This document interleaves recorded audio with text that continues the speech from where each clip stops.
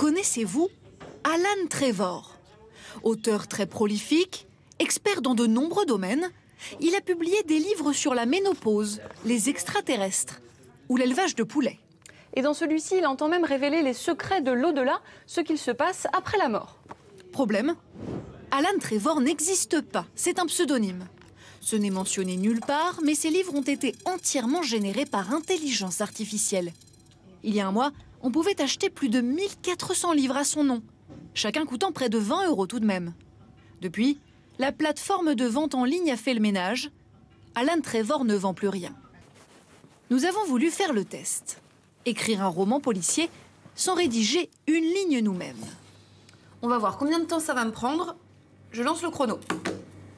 Créer un texte avec ChatGPT est aussi simple que de taper quelques mots, lui donner un ordre. Ta mission est d'écrire un roman captivant de 150 pages, réparti sur 15 chapitres, dont l'héroïne est une jeune journaliste de 30 ans nommée Delphine. Bon, ça c'est pour le délire un peu narcissique. Pour répondre à ma demande, le logiciel se nourrit de textes, de livres et de documents existants. Le premier chapitre met moins de 20 secondes à être écrit. Pour le style, jugez vous-même. La nuit passa, lourde d'angoisse et d'espoir mêlés. Chaque craquement du bois, chaque hurlement du vent semblait porter en lui une menace invisible. Très bien, écris-moi le chapitre 2. Et ainsi de suite, jusqu'à la fin du livre. J'ai rien à faire, hein.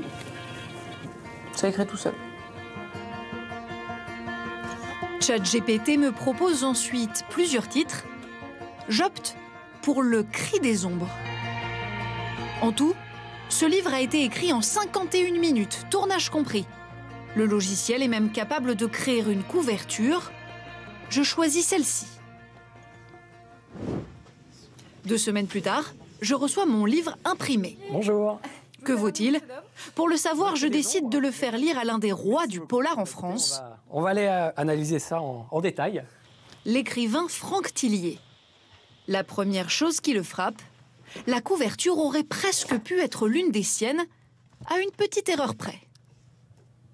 On voit que les cheminées, la fumée s'échappe dans des sens différents, alors que normalement le vent souffle dans le même sens. ChatGPT n'est donc pas infaillible.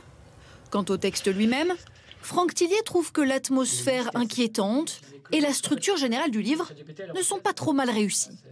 Par contre, l'histoire, là, c'est là où ça pêche. C'est-à-dire que ça ne marche pas.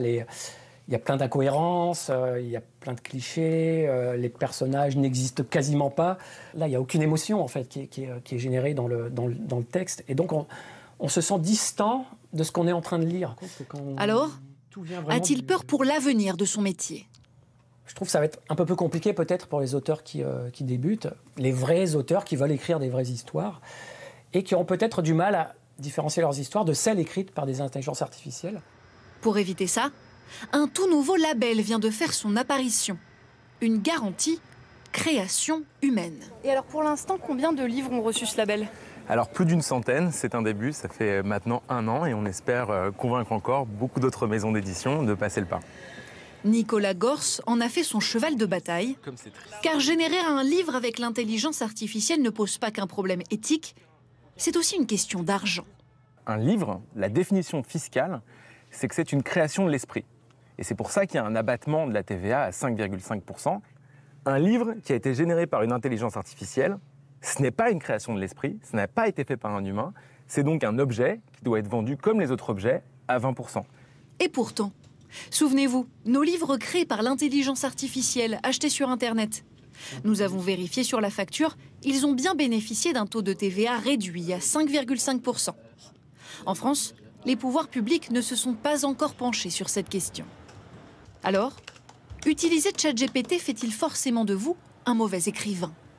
On peut vraiment poser des questions très précises à l'IA, notamment dans des champs scientifiques qu'on ne maîtrise pas du tout. Tosca Nouri, autrice, se sert de ChatGPT comme une sorte de super assistant d'écriture. Pour son prochain roman, le logiciel l'aide à devenir experte dans tout un tas de domaines. Parmi les dernières questions que j'ai posées à ChatGPT, on peut avoir, par exemple, comment se passent les divorces en Écosse ou quels sont les problèmes que peut rencontrer un camping-car ancien. C'est très divers. C'est très, très, très varié. Et ça peut être vraiment parfois très rigolo ou très absurde, comme comment fuir après un meurtre, par exemple. Se servir habilement de l'intelligence artificielle plutôt que vouloir absolument la combattre, voilà peut-être le défi des prochaines années.